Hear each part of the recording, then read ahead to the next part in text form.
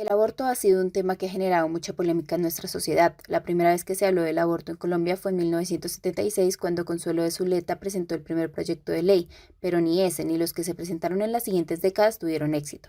Fue hasta 2006, tras una demanda a la Corte Constitucional, que la sentencia C-355 se dio, aunque al día de hoy aún se lucha por la despenalización.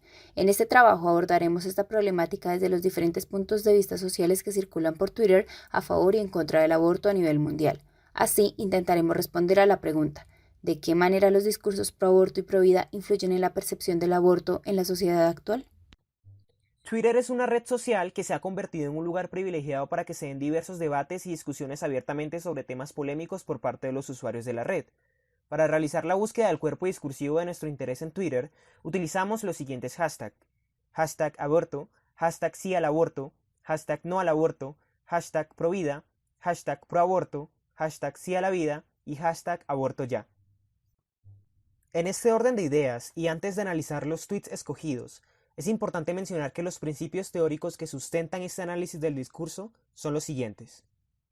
El aborto y el Estado colombiano. El Estado colombiano ha jugado un papel fundamental en las diversas discusiones y decisiones que se han llevado a cabo sobre el aborto. Así, debemos tener en cuenta las políticas que han surgido en Colombia en relación con el aborto. El aborto y la Iglesia Católica. Realizando un contraste con las políticas colombianas frente al aborto, es importante reconocer los discursos de la Iglesia Católica y sus feligreses, quienes por sus creencias y apegados a los principios bíblicos han establecido una clara oposición moral hacia el aborto y una posición pro vida. Proelección o proaborto. En la dicotomía proaborto-provida, resulta importante para nuestro estudio analizar en primer lugar los discursos de las personas que por distintas razones están a favor del aborto y de la legalización de este. Pro vida. Finalmente, y con el fin de realizar un contraste pertinente, surge la necesidad de analizar los discursos de las personas y los diversos grupos sociales que expresan estar en contra del aborto y promueven el derecho a la vida, independientemente de las circunstancias. Como podemos evidenciar en la nube de palabras en los tweets seleccionados con relación a los discursos pro aborto, se destacan principalmente los conceptos de educación sexual, mujeres, derecho, decidir y niños. En el primer tuit de esta categoría podemos evidenciar que, por un lado, el usuario realiza una manipulación ontológica en donde se toma el aborto como un derecho y una decisión de las mujeres. Además, con el fin de darle fuerza a su argumento, se inicia el discurso con la conjunción ni y se repite en dos ocasiones más, para afirmar que solo la mujer es quien puede decidir sobre su cuerpo y sobre si desea abortar o no. Este segundo tuit es una discusión en el que se evidencia un proceso de exclusión, en el cual cada una de las partes intenta deslegitimar el argumento establecido por el otro a través del uso de la manipulación ontológica, ya que se plantea un argumento y se da una descripción empleando la maximización y anormalización, en ambos casos para defender su posición y desacreditar al otro acerca de la concepción del aborto. En el tercer tuit a favor del aborto, podemos determinar una manipulación ontológica a través del apoyo de una situación hipotética en donde el aborto ha sido aprobado. Así, la autora de este tuit afirma implícita e intencionalmente que las relaciones sociales actuales podrían ser aún mejores si las mujeres pudieran decidir sobre sus cuerpos y sus embarazos y no tuvieran que ser madres por obligación.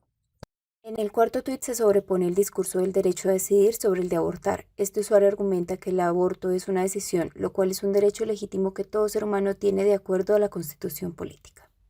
En el último tuit de esta categoría a favor del aborto, podemos evidenciar que el usuario habla sobre la ironía de la Iglesia, pero utiliza un estilo irónico para referirse a ello. Además, se hace uso de la palabra fetos en vez de embriones o bebés en gestación para afirmar una posición despectiva, principalmente contra la Iglesia y su ideología antiaborto. Finalmente, se utiliza la conjunción pero para introducir una circunstancia opuesta a la anterior, en donde se realiza una normalización y una generalización, afirmando que los curas son violadores de niños. Por otro lado, en los tweets relacionados con el rechazo al aborto, podemos observar que los principales conceptos abordados en este caso son derecho, vida, aborto, inocente y ser. Este primer tuit se ve influenciado por ideologías eclesiásticas, ya que se usa la figura de Herodes, quien en la Biblia era un gobernante que ordenó la matanza de miles de inocentes. Además, se evidencia el uso de la maximización al hacer una comparación entre el genocidio y el aborto, y entre el personaje bíblico con el gobierno al aprobar la ley sobre el aborto. En el segundo tuit de esta categoría, identificamos que en este caso el usuario lleva a cabo una manipulación ontológica a través de lo que puede ser clasificado como un testimonio de vida de un niño con síndrome de Down, quien, según el creador del tuit, iba a ser abortado.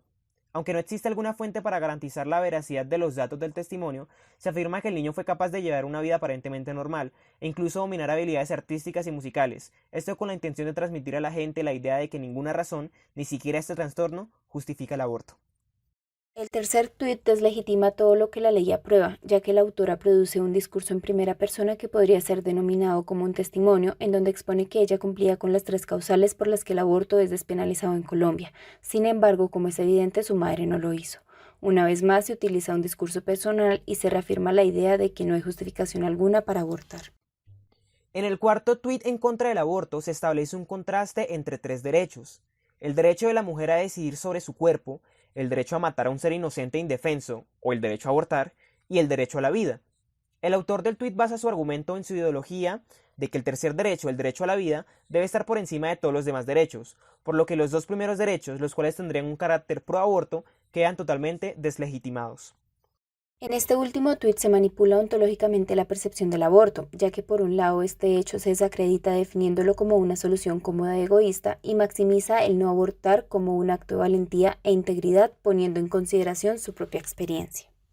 En los discursos analizados anteriormente se ve reflejada la presencia de diferentes aparatos ideológicos tales como la Iglesia y el Estado que actúan como estructuras dominantes e influyen en la concepción que tiene la sociedad acerca del aborto.